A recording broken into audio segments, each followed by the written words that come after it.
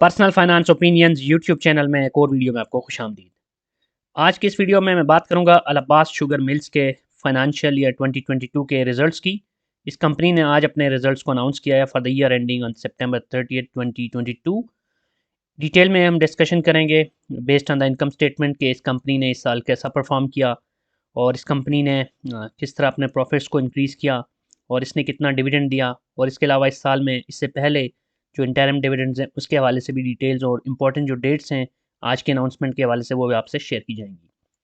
Allahabad sugar mill Pakistan stock market में sugar sector की एक बहुत ही अच्छी कंपनी है, और शुगर सेक्टर में जो कंपनी कंसिस्टेंटली अच्छा डिविडेंड देती हैं उनमें से एक कंपनी ये भी है।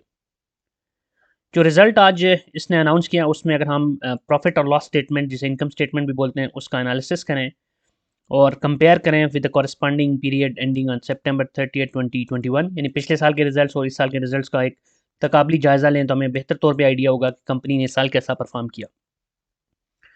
तो अगर हम नेट सेल्स की बात करें तो पिछले साल इस कंपनी की जो सेल्स थी वो थी तकरीबन 7.42 बिलियन, और इस साल ये 39.6% के इजाफे के साथ 10.36 बिलियन पे चली गई। तो मुश्किल सूरत हाल के अंदर जो पाकिस्तान के अंदर इकनॉमिक सर्कमस्टांसिस थे वो अच्छे नहीं थे, उसके बावजूद इस कंपनी ने अपनी सेल्स में एक अच्छा इजाफा किया।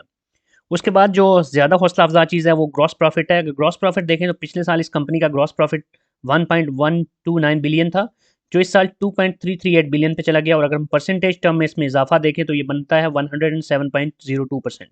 तो बहुत ही ज़बरदस्त तरीके से इस कंपनी ने अपने ग्रॉस प्रॉफिट में इजाफा किया, जिससे हमें ये पता चलता है कि इस साल जो कॉस्ट ऑफ सेल्स थी उसको कंपनी ने काफ़ी हद तक डिक्रीज़ किया और बेहतर तौर पे उसको अपने बिज़नेस को मैनेज किया।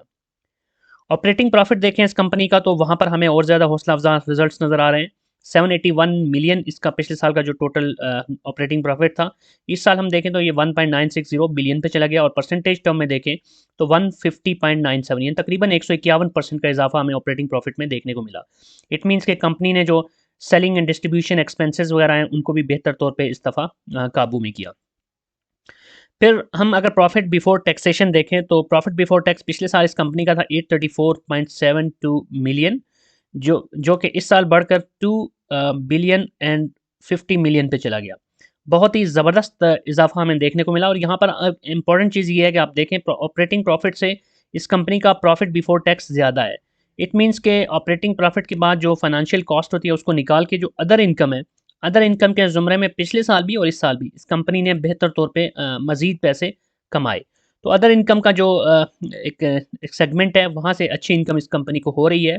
यही वजह है कि ऑपरेटिंग प्रॉफिट से इसकी जो प्रॉफिट बिफोर टैक्स है वो बेहतर होता है फाइनेंशियल कॉस्ट को निकाल के भी। तो प्रॉफिट बिफोर टैक्स अगर हम देखें तो पिछले साल के मुकाबले में इस साल 145% का इजाफा हुआ है। उसके बाद अगर हम इसकी बॉटम लाइन पे जाएँ, नेट प्रॉफिट देखें तो नेट प्रॉफिट इस कंपनी का पिछले साल 751.9 मिलियन था, जो इस साल बढ़कर 1.913 बिलियन पे चला गया, और परसेंटेज टर्म में अगर हम देखें तो ये बनता है 154.50%। तो बहुत ही ज़बरदस्त तरीके से इस साल इस कंपनी ने एक अच्छा रिजल्ट अपने शेयर होल्डर्स के सामने पेश किया। तो हौसला अफजा चीज़ है ये उन सब के लिए जो कि इस कंपनी में ऑलरेडी इन्वेस्टेड हैं या इस कंपनी में इन्वेस्टमेंट का सोच रहे हैं। सो ईपीएस अगर हम देखें तो पिछले साल इस कंपनी की ईपीएस थी 43.31, और इस साल ये बढ़कर 110.22 पे चली गई।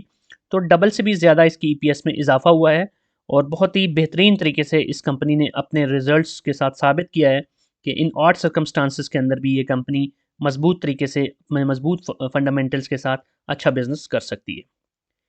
अब ये सारी चीज़ें तो नंबर्स हो गए, अब हम देखते हैं कि इन नंबर्स की बेसिस पे शेयर होल्डर्स को इस कंपनी ने क्या दिया और क्या मजीद देने जा रही है।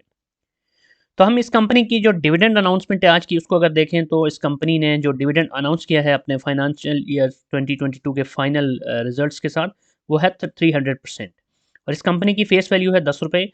इस लिहाज से जो डिविडेंड की अमाउंट बनती है, जो फाइनल डिविडेंड है वो है 30 रुपये का।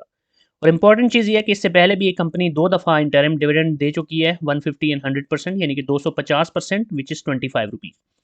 तो 25 रुपये वो और 30 रुपये ये मिला के टोटल जो हम डिविडेंड इस कंपनी का देख सकते हैं इस साल का, वो बनता है 55 रुपये। और इस कंपनी की जो आज अनाउंसमेंट है उसके हवाले से जो इंपॉर्टेंट डेट्स हैं वो भी आप जहन में रख लें। बुक क्लोजर डेट इसकी है 19 जनवरी, और एक्स डेट इसकी बनती है 17 जनवरी, और स्पॉट डेट है 16 जनवरी। सो एक्स डेट से पहले अगर आपके पास इस कंपनी के शेयर्स मौजूद हैं और एक्स डेट तक आप उनको होल्ड रखते हैं तो आप एलिजिबल होंगे इस 30 रुपये के डिविडेंड के लिए।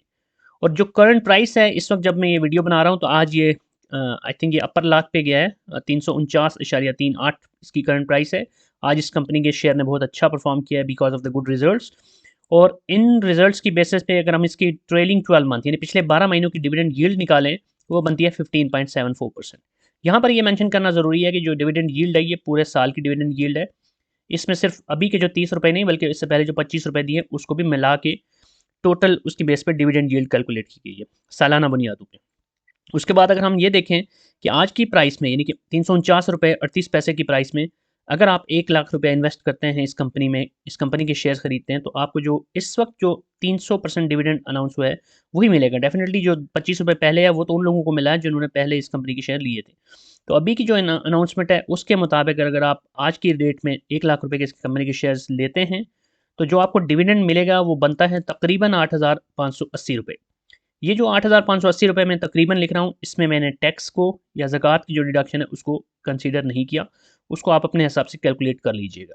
तो अगर आप फाइलर हैं तो 15%, नॉन फाइलर हैं तो 30% आपके ऊपर जो टैक्स डिडक्शन होती है और फिर ज़कात की डिडक्शन भी होती है। तो इन जनरल हम बात करें तो 8,000 के आसपास आप कह सकते हैं कि आपको डिविडेंड मिल सकता है।